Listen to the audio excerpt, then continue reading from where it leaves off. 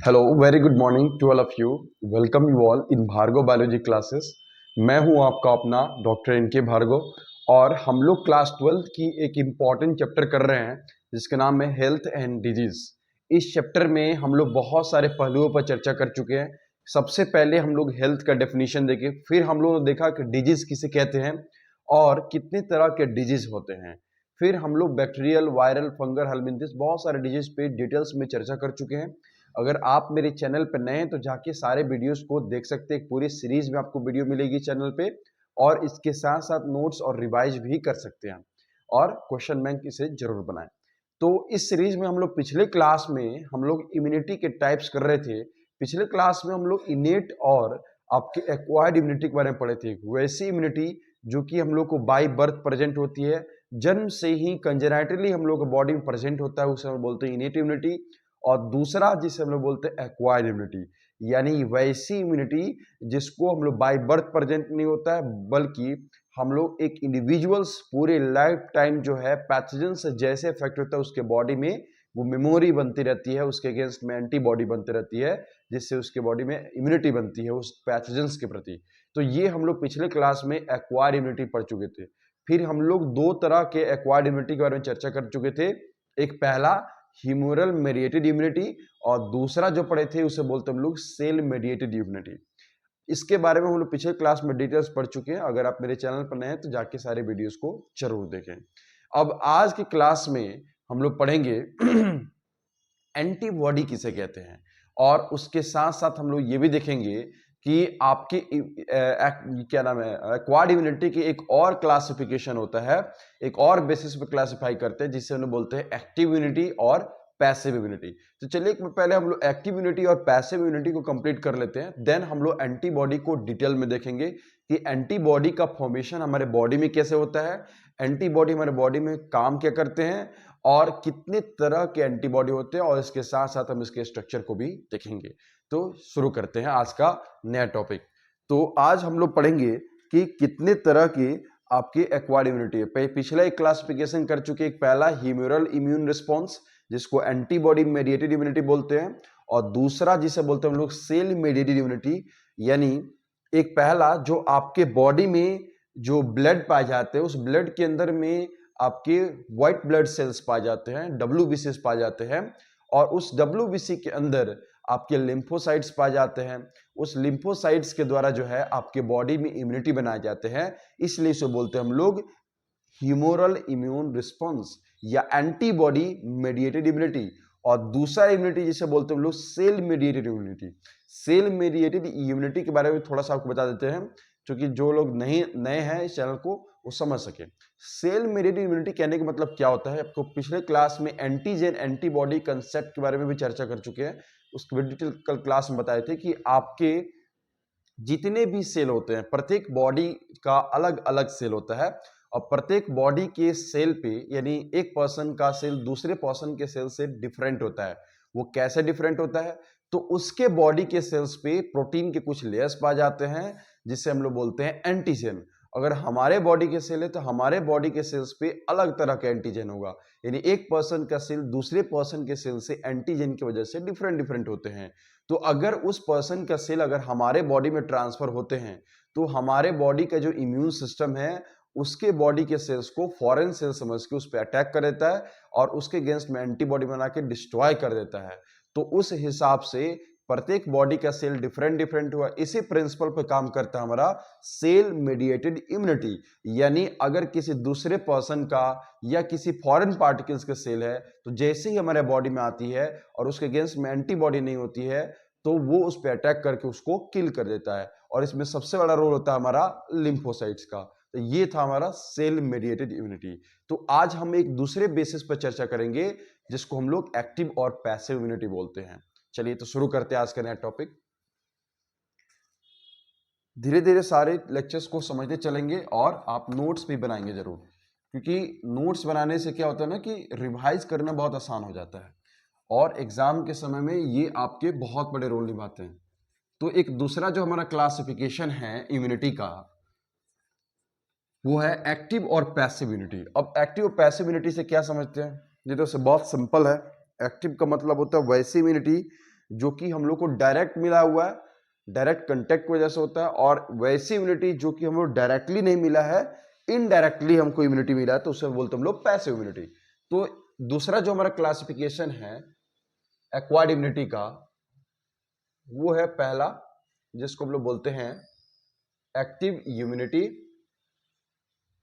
और जो दूसरा क्लासिफिकेशन है इसे हम लोग बोलते हैं पैसिव इम्यूनिटी। दोनों में मेन डिफरेंस क्या हुआ, एक हमें डायरेक्ट एक्सपोजर से मिलते हैं।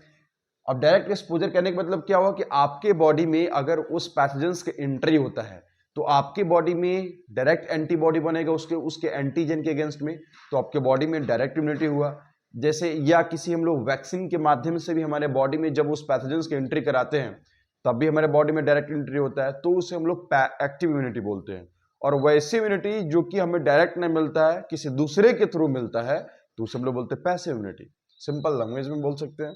तो एक्टिव इम्यूनिटी किसे करेंगे कि ऐसे लिख सकते हैं कि द इम्यूनिटी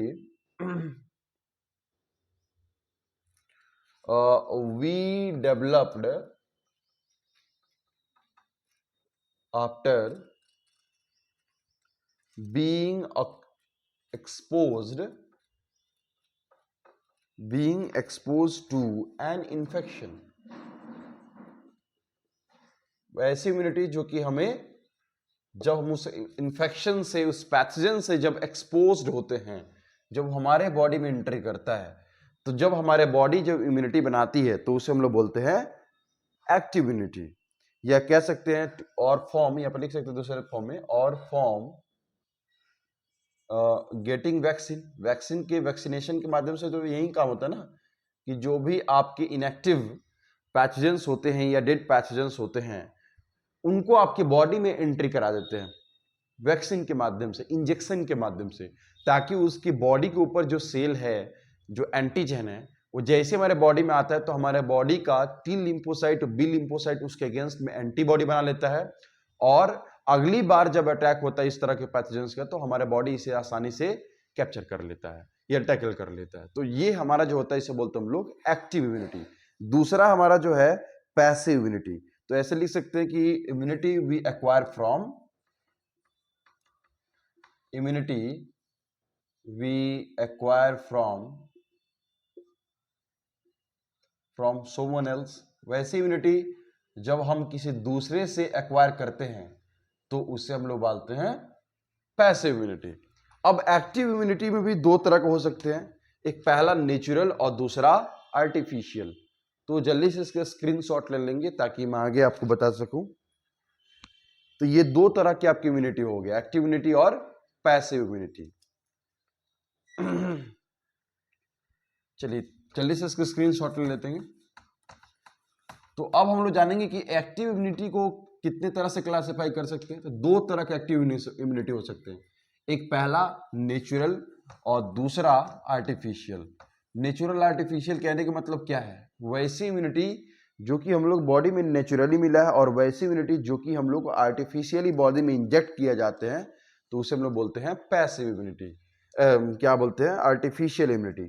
तो यहाँ पे हम लोग एक्टिव इम्यूनिटी को भी क्लासिफाई कर सकते हैं। इसमें भी दो टाइप है, पहला एक जो हो गया आपका नेचुरल और दूसरा जो इम्यूनिटी हो गया ये हो गया हमारा आर्टिफिशियल। नेचुरल इम्यूनिटी कहने का मतलब क्या, जो कि नेचुरली हमारे बॉडी में आकर करते हैं। एंटीबॉडीज, यहां पर लिख सकते हैं कि antibodies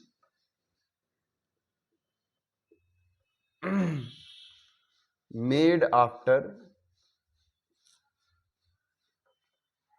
exposure to an infection। जैसे मान लीजिए कि कोई इंफेक्शन है, कोई पैथोजेंस आपके बॉडी में एंटर कर रहा है तो डायरेक्ट एंट्री कर रहा है और वो आपके बॉडी में नेचुरली एंटीबॉडीज बना के जाता है, तो वो हो गया हमारा नेचुरल।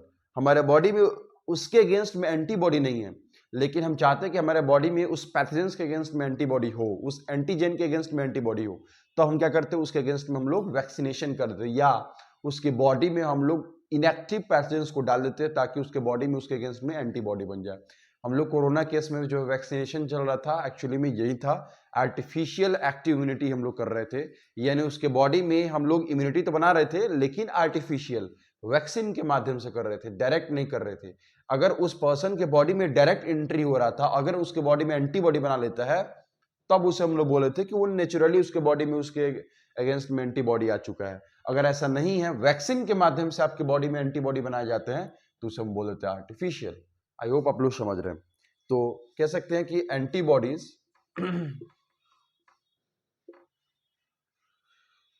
आफ्टर गेटिंग वैक्सीनेशन,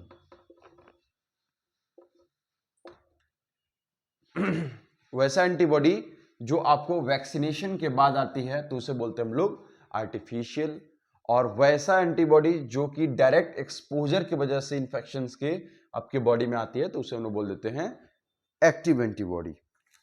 चलिए, अब दूसरा जो है हमारा पैसिव इम्यूनिटी। पैसिव इम्यूनिटी भी दो तरह के हो सकते हैं, एक पहला आपका नेचुरल और दूसरा जो हो जाएगा हमारा आर्टिफिशियल। तो इसमें भी आपका नेचुरल आर्टिफिशियल देखने को मिलते हैं। तो जल्दी से इसका स्क्रीनशॉट ले लेंगे। चलिए, तो दूसरा जो हमारा टाइप्स है वो है हमारा पैसिव इम्यूनिटी। पैसिव इम्यूनिटी क्या होता है कि वैसी इम्यूनिटी जो हमें किसी दूसरे से, सोमन एल्स के कांटेक्ट में आने की वजह से मिलता है। जैसे हमारे मदद से हमारे बॉडी में जो भी एंटीबॉडीज आते हैं तो वो जो है आपके पैसिव इम्यूनिटी में आ गए। दूसरा जो हमारा इम्यूनिटी है वो है पैसिव इम्यूनिटी। तो पैसिव इम्यूनिटी भी दो तरह के देखने को मिलते हैं, एक पहला नेचुरल और दूसरा आर्टिफिशियल। ये दो तरह के आपके पैसिव इम्यूनिटी देखने को मिलते हैं। तो नेचुरल एंटीबॉडी आपके बॉडी में कैसे बनेंगे पैसिव? एक्चुअली में ये हमें अपने मदर से मिलता है, मदर मिल्क की मदद से मिलता है। जो पहली बार मदर में मिल्क का सेक्रेशन होता है उसके बॉडी में आफ्टर प्रेगनेंसी या कह सकते हैं डिलीवरी, तो उसे हम लोग कोलेस्ट्रम बोलते हैं, जिसमें बहुत सारे जो है एंटीबॉडी पाए जाते हैं, और वो एंटीबॉडी आपके बॉडी में वो एंट्री करते हैं मिल्क के माध्यम से और आपके शरीर की इम्यूनिटी को बूस्ट करते हैं। तो वैसी इम्यूनिटी जो कि हमें नेचुरली मिलती है मदर मिल्क की मदद से, तो वो हो गया हमारा नेचुरल। तो लिख सकते हैं कि antibodies transmitted from mothers to baby. जैसे एग्जाम्पल में आपको ले सकते हैं मदर्स मिल्क, मदर के मिल्क के थ्रू जो है जो एंटीबॉडी मदर से बच्चों में जो ट्रांसफर होता है तो वो हमारा नेचुरल इम्यूनिटी बनाएगा। और दूसरा antibodies acquired for immune serum, जो बहुत सारे मेडिसिन होते हैं इम्यून सीरम को आपकी इम्यून सिस्टम को बूस्ट करने के लिए, उससे भी हमारे बॉडी में इम्यूनिटी बनते हैं। तो लिख सकते हैं कि द इम्यूनिटी, ऐसे लिख सकते हैं एंटीबॉडीज, ज्यादा बेटर रहेगा, antibodies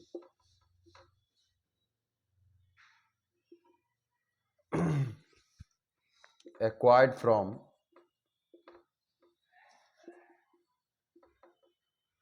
an immune serum, serum medicine. बहुत सारे ऐसे मेडिसिन हम लेते हैं जो कि हमारे इम्यून सिस्टम को बूस्ट करने के लिए होते हैं, तो उससे भी हमारे बॉडी में एंटीबॉडीज बनते हैं, तो वो हमारे जो आते हैं इसको बोलते हैं हम लोग आर्टिफिशियल। तो आई होप आप लोग समझ रहे हैं कि पहला जो हम लोग क्लासिफिकेशन किए एक्वायर्ड इम्यूनिटी का, इनेट इम्यूनिटी में हम लोग चार तरह के बैरियर के बारे में चर्चा किए थे। एक पहला फिजिकल, फिजियोलॉजिकल, साइटोकाइनिन और सेलुलर बैरियर। एक्वायर्ड इम्यूनिटी में हम लोग दो तरह से क्लासिफिकेशन किए, एक पहला सेल मेडिएटेड इम्यूनिटी और दूसरा ह्यूमरल इम्यून रिस्पॉन्स, ठीक है। और दूसरा जो हमारा टाइप्स ऑफ क्लासिफिकेशन किए वो था हमारा एक्टिव इम्यूनिटी और पैसिव इम्यूनिटी। एक्टिव इम्यूनिटी क्या होती है? वैसी इम्यूनिटी जो कि हमें डायरेक्ट एक्सपोजर के माध्यम से या वैक्सीनेशन के माध्यम से हमारे बॉडी में आती है, तो उसे हम लोग बोलते हैं डायरेक्ट एक्टिव इम्यूनिटी। इसमें दो तरह के देख सकते हैं, एक पहला नेचुरल, दूसरा आर्टिफिशियल।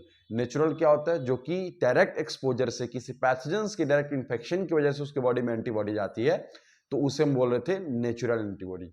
और दूसरा जो वैक्सीनेशन के माध्यम से हमारे बॉडी में उसके अगेंस्ट में एंटीबॉडी आती है तो उसे हम लोग बोल रहे थे आपका आर्टिफिशियल। उसी तरह से हम लोग पैसिव इम्यूनिटी में देखें कि हमें डायरेक्ट ना मिलके किसी सोमोनेल से हमारे बॉडी में ट्रांसमिटेड होता है इम्यूनिटी, तो उसे हम लोग बोलते हैं पैसिव इम्यूनिटी। इसमें भी दो तरह की चर्चा की, एक पहला आपका डायरेक्ट नेचुरल और दूसरा आर्टिफिशियल। नेचुरल क्या हुआ, जो कि नेचुरली मदर से उसके बॉडी में ट्रांसफर हो रहा है, मदर मिल्क के माध्यम से, जिसमें उसके बॉडी में एंटीबॉडीज आ जाते हैं। और दूसरा जो मेडिसिन के माध्यम से उसके बॉडी में इम्यून रिस्पॉन्स बूस्ट किया जाता है, उसके अगेंस्ट में एंटीबॉडीज बनाए जाते हैं, तो उसे हम बोलते हैं आर्टिफिशियल। ये दो तरह का आपका एक्वायर्ड इम्यूनिटी की चर्चा भी हम किए। और हमारा जो अगला टॉपिक है ये है एंटीबॉडीज किसे कहते हैं, और ये एंटीबॉडीज का फॉर्मेशन कैसे होता है हमारे बॉडी में, कितने तरह के एंटीबॉडीज होते हैं। चलिए, तो मैं आपको बता चुका हूं कि हमारे बॉडी में जो आपके WBC सेल्स होते हैं, जिसको हम लोग बोलते हैं व्हाइट ब्लड सेल्स, जल्दी से इसको स्क्रीनशॉट ले लेंगे। जो हमारे बॉडी में जो आपके व्हाइट ब्लड सेल्स होते हैं WBC, इस WBC का हम लोग पिछले क्लास में क्लासिफिकेशन कर चुके हैं। इसमें हम लोग पढ़े थे कि WBC दो तरह के होते हैं, एक पहला ए ग्रेनुलोसाइट्स और दूसरा ग्रेनुलोसाइट्स।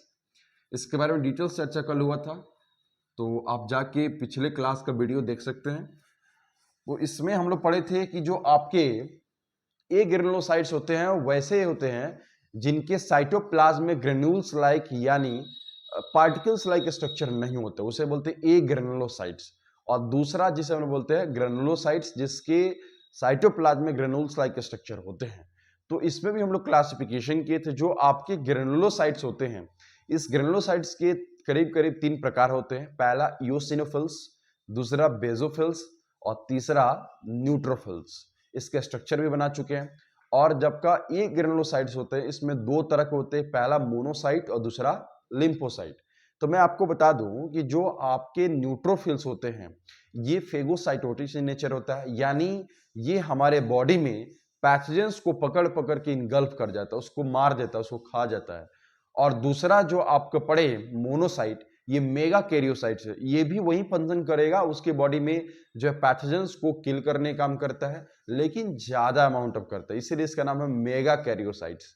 और दूसरा जो हम लोग पढ़े लिम्फोसाइट्स, इसमें दो तरह का हमने पढ़े, पहला टी लिम्फोसाइट्स और दूसरा बी लिम्फोसाइट्स। इसके बारे में चर्चा पिछले क्लास में किए थे कि टी लिम्फोसाइट जो होता है ये एक्चुअली में हेल्पर होता है।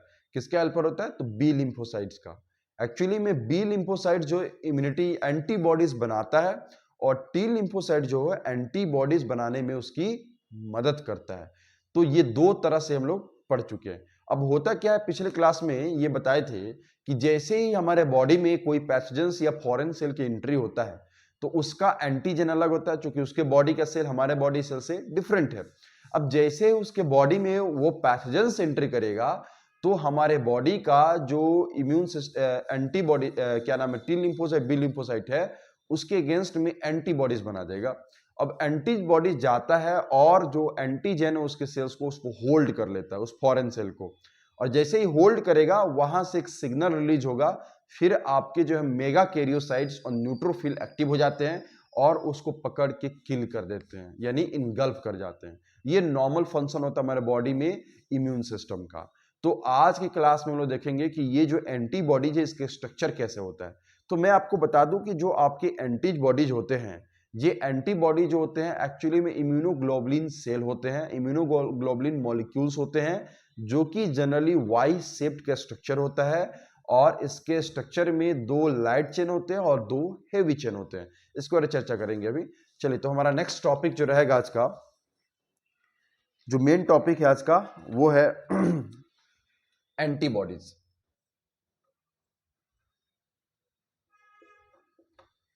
एंटीबॉडी क्या होते हैं,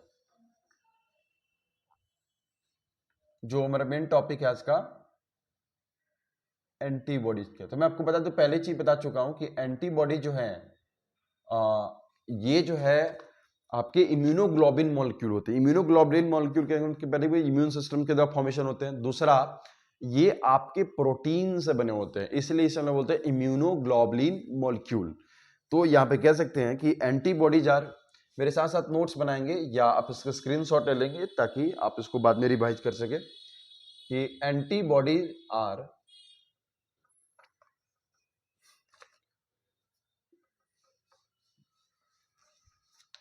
इम्यूनोग्लोबुलिन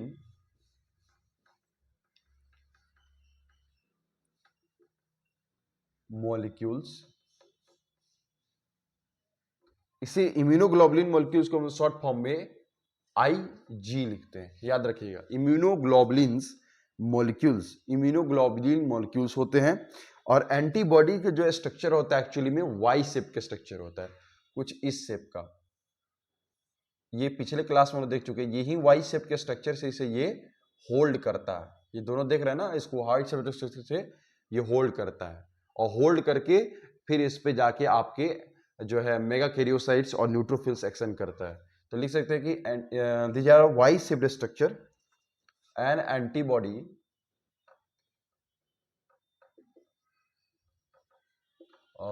seems like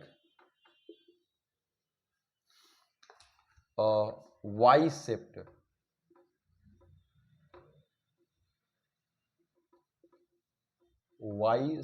स्ट्रक्चर। ये आपके वाई शेप्ड स्ट्रक्चर होते हैं। अब बात ये है कि एंटीबॉडी कितने तरह के होते हैं। क्या सारे एंटीबॉडीज एक जैसे ही होते हैं? सारे एंटीबॉडीज के फंक्शन अलग अलग होते हैं? तो मैं आपको बता दूं कि सारे एंटीबॉडी एक जैसे ही दिखाई पड़ते हैं, लेकिन उसमें कुछ खास फर्क होता है। एक स्पेशल पॉइंट पे कुछ उनमें अंतर होता है जो हम लोग पढ़ेंगे।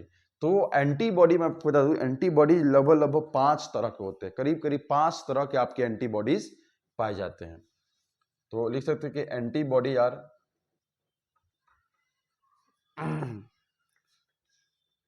Of 5 types.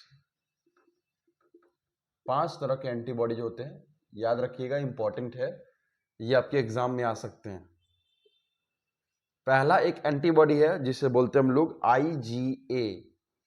IgA यानी इम्यूनोग्लोबुलिन ए। IG का मतलब क्या हुआ? Immunoglobulins, IgA। दूसरा जो हमारा एंटीबॉडी है इसे बोलते हैं हम लोग IgM। तीसरा जो हमारा एंटीबॉडी है इसे बोलते हैं हम लोग IgE। तीसरा जो हमारा एंटीबॉडी है इसे बोलते हैं हम लोग IgE। और नेक्स्ट जो हमारा लास्ट एंटीबॉडी इसे बोलते हैं हम लोग IgG।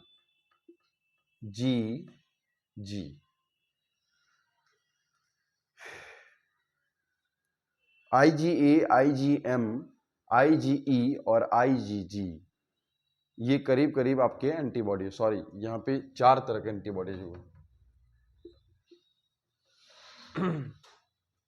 जल्दी से स्क्रीनशॉट ले लेंगे। सारे एंटीबॉडी जो है वो अलग अलग तरह से फंक्शन होते हैं। अलग अलग डिजीज में अलग अलग तरह के एंटीबॉडीज फंक्शन करते हैं।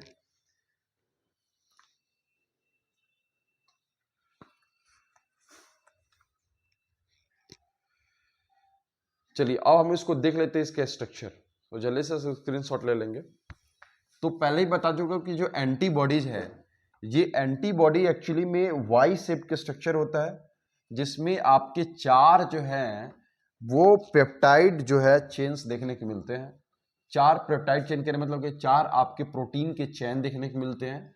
2 जो होते हैं आपके लाइट चेन होते हैं और 2 जो होते हैं आपके हेवी चेन होते हैं। तो ये आपके पेप्टाइड चेन बनाते हैं। चलिए अब हम लोग देखेंगे एंटीबॉडीज का स्ट्रक्चर। तो मैं आपको बता दूं कि एंटीबॉडीज कुछ ऐसा दिखाई पड़ता है।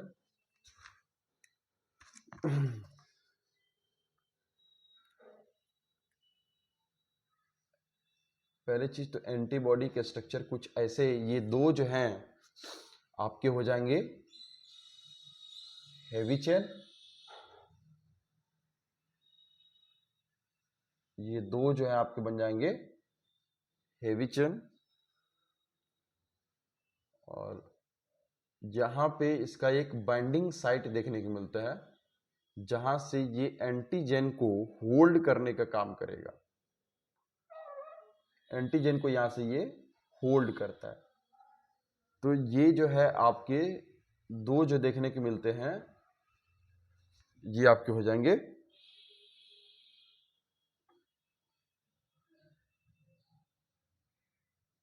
यहां से होल्डिंग साइट हो गया,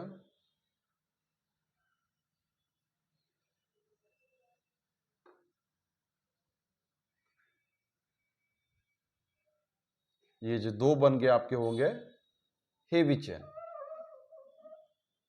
ये दो आपके बन जाएंगे हेवी चेन जो कि पेप्टाइड के चेन है। और इसके साथ साथ में दो जो बने होते हैं आपके बने होते हैं लाइट चेन। तो इसके जस्ट सिमिलर यहां पे आप देख सकते हैं ये हो जाएंगे आपके light chain.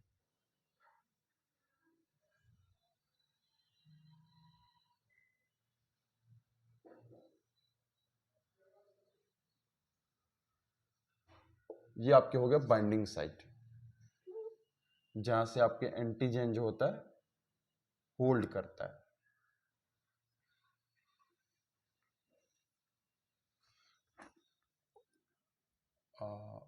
Just like similar,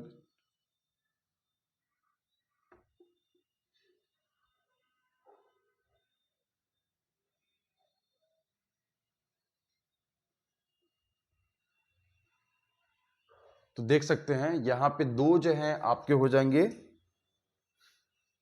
light chain और दो जो हो जाएंगे आपके हो जाएंगे हेवी चेन।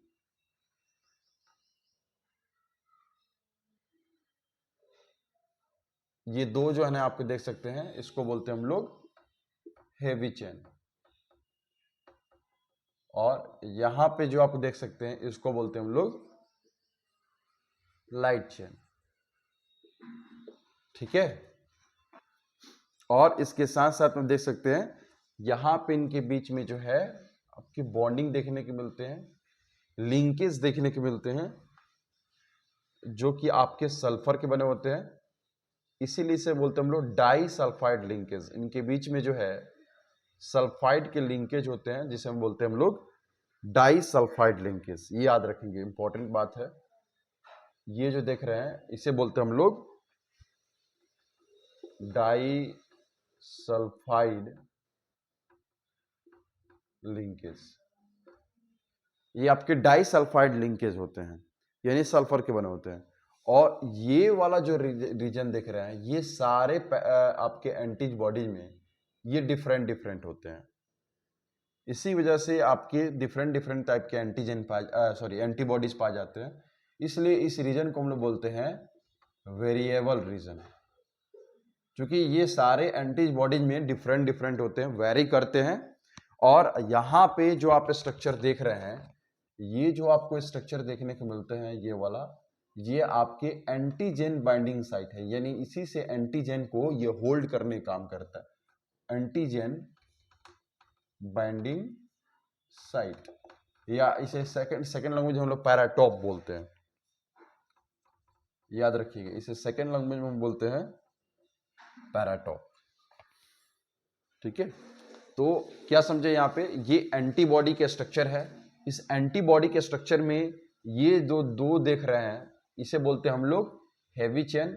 यहाँ पे ये हैवी चेन हो गया, और यहाँ पे दोनों जो देख रहे हैं इसको बोलते हैं हम लोग लाइट चेन। और यहाँ पे देख रहे हैं ये कुछ ऐसे स्ट्रक्चर बने हुए हैं, इसको एंटीजन बाइंडिंग साइट बोलते हैं, सेकेंड लैंग्वेज में पैराटोप बोलते हैं। ये वाला जो रीजन है ये इतना इतना, ये रीजन वेरिएबल रीजन है, क्योंकि हर एक एंटीबॉडीज में ये अलग अलग तरह के होते हैं, इसी वजह से अलग अलग तरह के एंटीबॉडीज पाए जाते हैं। इनके बीच में एक लिंकेज देखने को मिलता है जिसे बोलते हैं हम लोग डाई सल्फाइड लिंकेज। तो इसमें आपके जो है ये जो स्ट्रक्चर हो गया इसे बोलते हैं हम लोग एंटीबॉडी। तो जल्दी से इसे स्क्रीनशॉट ले लेंगे। अगर आपको किसी को डाउट है तो इसमें कमेंट करेंगे ताकि मैं इसको एक बार फिर से अच्छे से समझा दूं।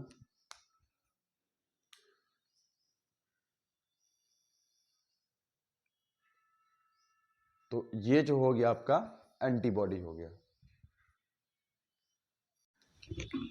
तो आप लोग समझ रहे हैं एंटीबॉडीज क्या होते हैं, एंटीबॉडी के स्ट्रक्चर क्या होते हैं।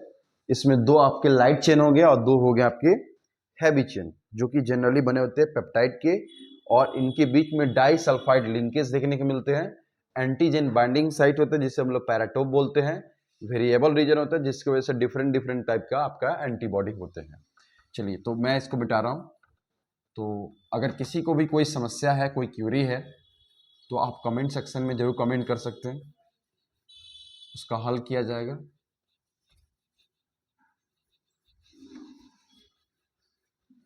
तो एक छोटा सा पॉइंट लिख लेंगे, इसमें हम लोग क्या देखे आपके कि एंटीबॉडी मॉलिक्यूल के पास में 2 लाइट चेन हुए, 2 हेवी चेन हुए। तो लिख सकते हैं कि इच एंटीबॉडी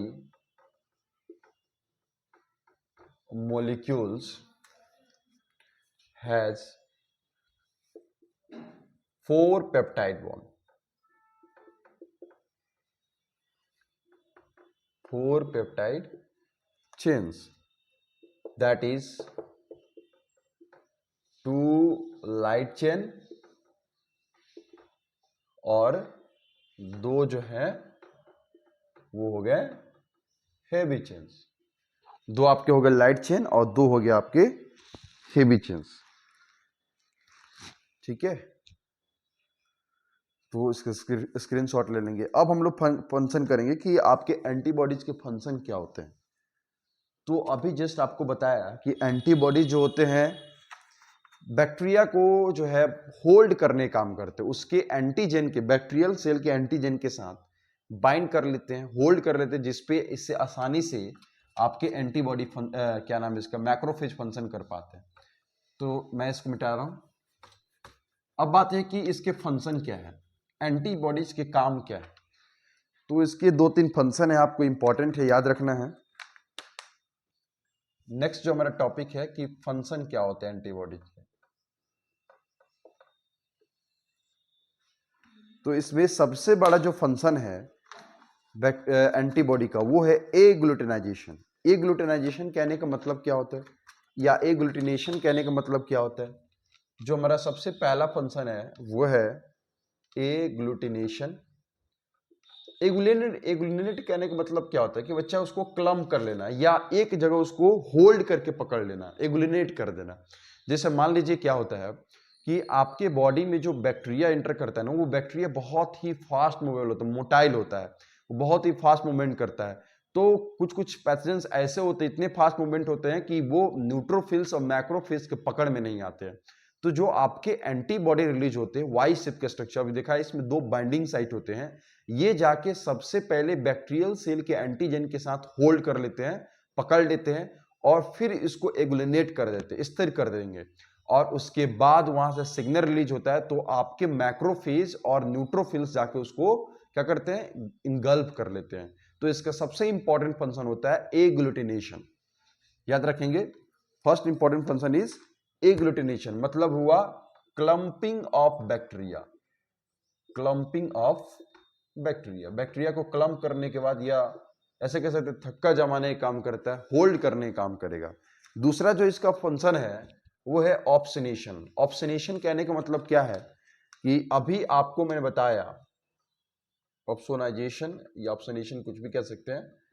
ऑप्सनेशन कहने का मतलब ये हुआ कि जैसे ही आपकी बॉडी में एंटीबॉडी को बैक्टीरिया सेल या कोई पैथोजेंस के सेल को एंटीबॉडी जैसे ही होल्ड करता है, तो वो वहां से एक सिग्नल रिलीज करता है, जिसकी वजह से जो आपके मैक्रोफेज है वो एक्टिव हो जाते हैं और जाके उसको इनगल्फ कर लेते हैं। यानी कह सकते हैं कि ये मैक्रोफेज के लिए, न्यूट्रोफिल्स के लिए सिग्नल रिलीज करता है। तो इसलिए इसे बोलते हैं हम लोग ऑप्सनेशन करने का भी काम करता है, सिग्नल इंडिकेट करने का भी काम करता है कि ये रीजन में आपके पैथोजेंस हैं। तो दूसरा जो इंपॉर्टेंट फंक्शन हो गया वो हो गया ऑप्सनेशन, यानी marking the bacteria for phagocytosis. Phagocytosis या इंगल्फ करने के लिए ये बैक्टीरिया को मार्किंग करता है या उसे इंडिकेट करता है। और जो लास्ट जो हमारा ऑप्शन है वो है न्यूट्रलाइजेशन।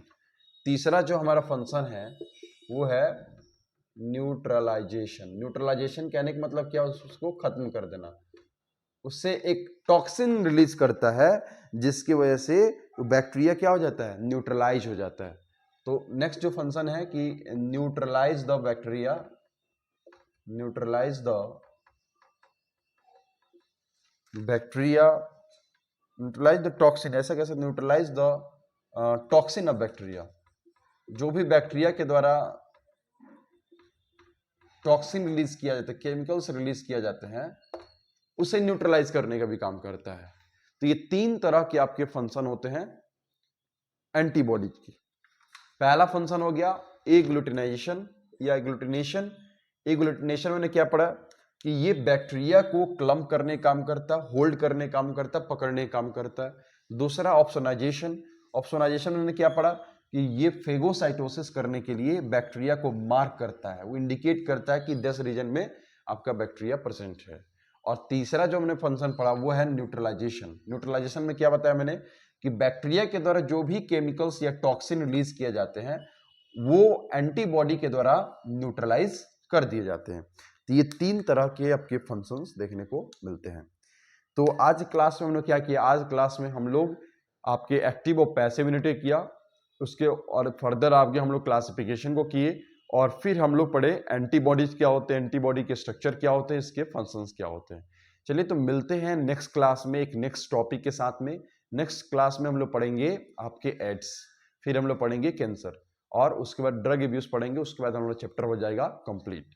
तो मिलते हैं नेक्स्ट क्लास में। Thank you so much.